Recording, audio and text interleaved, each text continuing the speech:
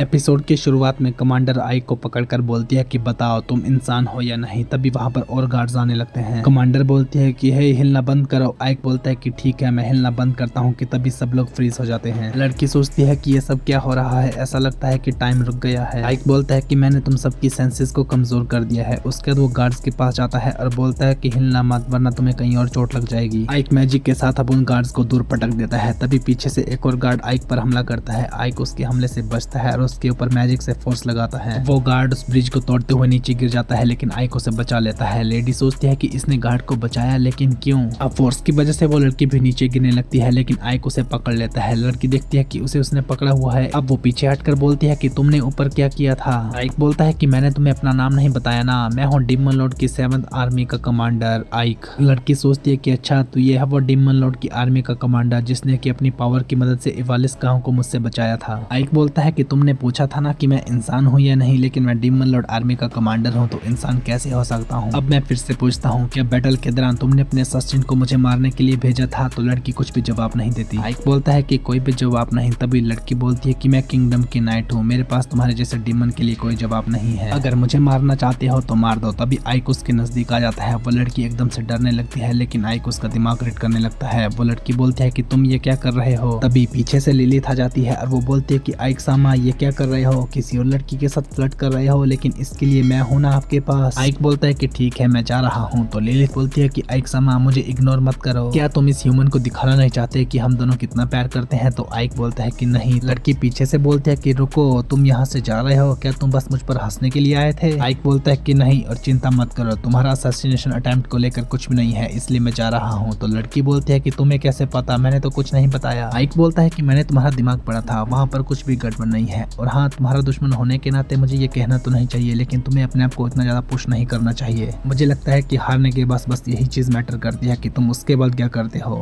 Night commander बोलती है कि तुम ये बोल कह रहे हो? तो आइक बोलता है कि चलो लिलिथ यहाँ से चलते हैं। तो लिलिथ बोलती है कि हम ऑलरेडी जा रहे हैं, लेकिन क्या तुम घर जाने से पहले रिलैक्स नहीं करना चाहते? आइक बोलता है कि वो मैं क्यों करूंगा, अगर तुम्हें रेस्ट करना है तो घर जाकर करना है। तो लिलिथ बोलती है कि मेरा वो मतलब नहीं है, हम दोनों यहाँ पर अकेले हैं तो क्यों ना कुछ देर के लिए मजे करें। तो आइक बोलता है कि बिल्कुल नहीं, और अब वे दोनों वहाँ से चले जाते हैं। लिलिथ बोलती है कि मैं अभी घर नहीं जाना चाहती। वहीं पर नाइट कमांडर अभी ये सब देखकर को सोचने लगती है। अब आइक वापस आ जाता है तो सैटी बोलती है कि वेलकम बैक। आइक बोलता है कि हाथ करो, मैं तुम्हारे लिए कैपिटल सिटी लेजाज से कुछ लाया हूँ। सैटी बोलती है कि ये क्या है? तो आइक बोलता है कि इस फूड को राइस कहते हैं। आइक बोलता है कि तुम्हें पता है कि मुझे इस सिटी के टैक्स को डबल करने के लिए कहा गया है, और इवालिस एक एग्रीकल्चर सिटी है जहाँ की मिट्टी काफी उपजाऊ है। यहाँ के लोग ज्यादातर वीट उगाते हैं, लेकिन राइस को उगाया जाए तो हमें ज्यादा फायदा होगा। सैटी बोलती है लेकिन वो कैसे? तो आइक बोलता है कि मेरा मतलब है कि हम ज्यादा राइस को उगा पाएंगे, और ज्यादा खाने से मतलब है कि हमें कम फार्मर्स की जरूरत पड़ेगी, फिर बचे हुए लोगों को खाना उगाने की जरूरत नहीं पड़ेगी और वो दूसरे काम कर सकते हैं, जैसे घर बनाना, हथियार बनाना, घरों के लिए ईंटें बनाना वगैरह वगैरह। इस तरह लोग जब अलग अलग तरह के काम करेंगे तो हमारी कंट्री और भी ज्यादा रिच हो जाएगी। सैटी को फिर भी कुछ समझ नहीं आता। तो आइक बोलता है कि सैटी क्या तुम ठीक हो? सैटी बोलती है कि हाँ, लेकिन आप कह रहे हो कि? तो आइक बताता है कि अगर हमारे पास ज्यादा खाना होगा तो हमारे पास ज्यादा टैक्स की मनी भी होगी। तो सैटी बोलती है कि ओह अब समझ आया, आप काफी स्मार्ट हो मास्टर। आइक बोलता है कि तुम्हें इसे पकाने का काम मैं देता हूँ। सैटी बोलती है लेकिन इसे पकाते कैसे हैं? तो आइक बोलता है कि मुझे नहीं पता, इसीलिए इसे पकाने की जिम्मेदारी मैं तुम पर छोड़ता हूँ। सैटी बोलते है कि ठीक है, इसको मुझ पर छोड़ दीजिए। अब हमें सारी आइक की आर्मी एक साथ दिखाई जाती है। जीरोन बोलता है कि आइक सामा, आपने कहा था ना सभी आर्मी को बुलाने के लिए, इसलिए मैंने ले आया हूँ, आखिर हम करने क्या वाले हैं? आइक बोलता है कि तुम्हें जल्दी ही पता चल जाएगा, और वह सोचने लगता है कि सारी चीजों की छानबीन करने के बाद मैं इतना तो श्योर हूँ कि हमारे बीच में ही कोई गद्दार है।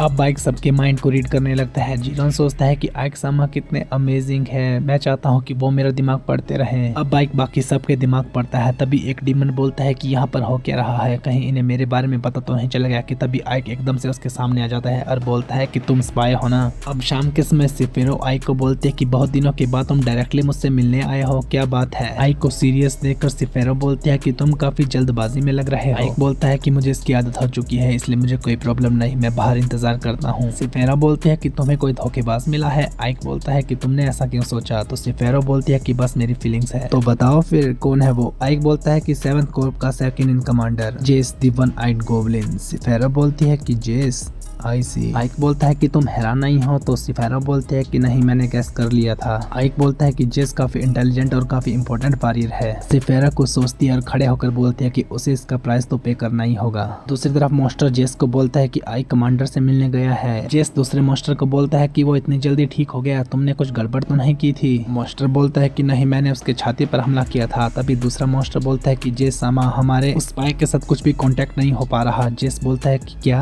कहीं उसे हमारे अटैक के बारे में पता तो नहीं चल गया? हमें अपनी आर्मी को इकट्ठा करके पहले हमला करना होगा। अब एक और मॉन्स्टर बोलता है कि आइक सामा आपसे मिलने आए हैं, जेस सामा वो भी अकेले। अब जेस आइक को बोलता है कि तुम्हें हमें बताना चाहिए था कि तुम मुझसे मिलने आने वाले हो। आइक बोलता है कि मैं बस इसी एरिया में था तो सोचा तुमसे मिलकर आ जाऊं। जेस बोलता है कि क्या तुम बिल्कुल अकेले आए हो? आइक बोलता है कि हाँ, लेकिन तुम्हारे पीछे तो पूरी सेना लग रही है। वॉर शुरू करने की प्लानिंग कर रहे हो क्या? जेस बोलता है कि यह मेरी टेरिटरी है, तुम्हें इससे कुछ भी लेना देना नहीं। वैसे मैंने सुना है कि लड़ाई के दौरान तुम चोटिल हो गए थे, ब्रिगेड कमांडर के तौर पर तुम काफी केयरलेस हो गए हो, तुम्हें अपना ध्यान रखना चाहिए। आइक बोलता है कि हाँ, एक बात पर तुम्हें भी मानता हूँ कि मुझे अपना ध्यान रखना चाहिए था, मैं काफी केयरलेस हो गया था, खास तौर पर वो भी गद्दारों के बीच में। जेस बोलता है कि ओ, तो तुम्हें पता चल चुका है, फिर भी तुम यहाँ पर अकेले क्या कर रहे हो? तुम्हें पता है ना, तुमसे दुगनी ताकत की आर्मी मेरे पीछे खड़ी हुई है। आइक बोलता है कि तुम्हारी सारी आर्मी यहाँ पर खड़ी हुई है ना? तभी जेस के पीछे धमाके होने लगता है। वो देखता है कि आसमान से आग के गोले नीचे गिर रहे हैं। जेस बोलता है कि ये नहीं हो सकता। उसके बाद उसकी आर्मी के साथ वो वहां से भागने लगता है। वहीं पर दिखाया जाता है कि सिफेरो अपने स्पेल कास्ट करके ये तबाही मचा रही होती है। सिफेरो बोलती है कि ओ, आइक भी नीचे है, लेकिन मैं श्योर हूँ कि वो बिल्कुल ठीक होगा। आइक बोलता है कि ये तो हर एक चीज को डिस्ट्रॉय कर रही है, मैंने इसे कहा था कि होल्ड बैक करके अटैक करना ताकि हम हर एक चीज को रिपेयर कर सकें। अब आइक जेस के पीछे आकर बोलता है कि तुम्हारे पास दो चॉइसेस हैं, या तो ऐसे सरेंडर कर दो या फिर तुम सब कुछ खो दोगे, उसके बाद तुम्हारा सरेंडर हो जाएगा। जेस अपने गार्ड्स को बोलता है कि इसे खत्म कर दो, लेकिन आइक अपने मैजिक की मदद से उनकी हालत खराब कर देता है कि तभी जेस भी वहां से भाग जाता है। भागते हुए जेस बोलता है कि तुम्हारा काम मेरे भागने तक टाइम बचाने का था और ये सिफेरो, इससे तो मैं बदला लेके रहूंगा। जेस जंगल में पहुंचकर बोलता है कि सीक्रेट रास्ता आखिरकार काम में आया, इस बार की विक्ट्री मैं तुम्हें देता हूँ, लेकिन सिफेरो असली बार तो अब शुरू होने वाली है। तभी आइक उसके साइड में धमाका करके बोलता है कि तुम्हें पता होना चाहिए वाइस कमांडर की कब हार माननी है। जेस बोलता है कि तुम्हें सीक्रेट रास्ते के बारे में कैसे पता चला? आइक बोलता है कि मेरा फैमिलियर तुम्हारा पीछा कर रहा था। जेस उसको मसल देता है और बोलता है कि तुम्हारी हिम्मत कैसे हुई मेरे रास्ते में आने की? आइक बोलता है कि तुम्हारे कुछ भी करने का कोई फायदा नहीं, हार मान लो। जेस बोलता है कि मुझे ऑर्डर मत दो ब्रिगेड कमांडर की, मुझे क्या करना है? अब वो आइक के मैजिक को रोककर बोलता है कि मैं 7th कोर का वाइस कमांडर हूँ जेस सामा, तुम्हारा ये अटैक मेरी शील्ड को तोड़ने के लिए काफी कमजोर है। आइक पावर बढ़ाता है और उसकी शील्ड को तोड़ देता है और उसे पेड़ के साथ बांधकर बोलता है कि तुम्हें प्लानिंग करने की आदत लग चुकी है, इसलिए तुम्हारी स्किल भी काफी कमजोर हो गई है। जेस बोलता है कि ठीक है, आई एम सॉरी, अब मैं समझा कि डीमन लॉर्ड आर्मी में सब तुम्हारी इतनी तारीफ क्यों करते हैं। एक्चुअली तुम्हारे अंदर में सचमुच टैलेंट है। मेरे पास तुम्हारे लिए एक ऑफर है, क्यों ना डीमन लॉर्ड की आर्मी के ऊपर हम दोनों कंट्रोल कर लें। हम कितने टाइम से इंसानों के साथ लड़ाई कर रहे हैं, लेकिन करंट डीमन लॉर्ड ने हमारे लिए क्या किया? हम लोग डीमंस हैं और बेफालतू के लोगों को मारने में हमें मजा आता है, लेकिन करंट डीमन लॉर्ड ये सब नहीं करने देती। ऐसे बहुत सारे लोग हैं जिन्हें ये तरीका पसंद नहीं, पता नहीं हमारी कमांडर के अंदर क्या कमी है, लेकिन वो डीमन लॉर्ड नहीं बनना चाहती, तो क्यों ना डीमन लॉर्ड आर्मी को हम मिलकर बदल दें। आइक बोलता है कि मैं मना करता हूँ। जेस बोलता है कि हाँ, मुझे कुछ लगा ही था, इसीलिए तुम्हारा खेल यहीं पर खत्म होता है। वो अपना एक हाथ छुड़ाकर आइक पर हमला करता है। आइक उसकी सेंसेस को फ्रीज करके बोलता है कि मुझे लगा ही था कि तुम कुछ प्लानिंग कर रहे हो, लेकिन बस इतना ही, और तुमने कहा था कि हम लोग, वैसे ये हम लोग में कौन है जो तुम्हारी मदद कर रहा है? जेस बोलता है कि किसे पता। तभी पीछे से सिफेरो आकर बोलते हैं कि हट जाओ आइक, तुमने काफी देर लगा दी, अब मैं अपने तरीके से इससे सच निकलवाऊंगी। आइक बोलता है, लेकिन तभी जेस की बॉडी नीली होने लगती है और वो नीचे गिर जाता है।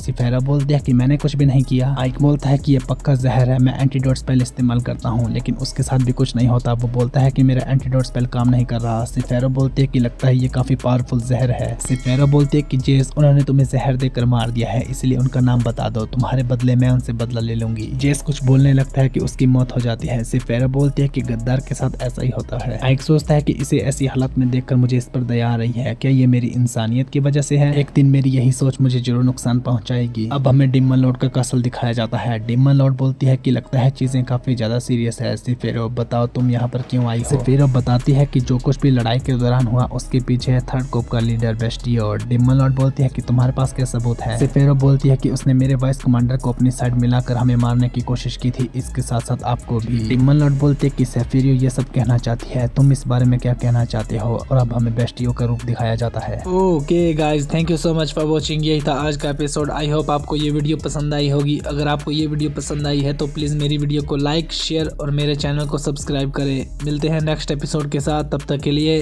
Bye bye.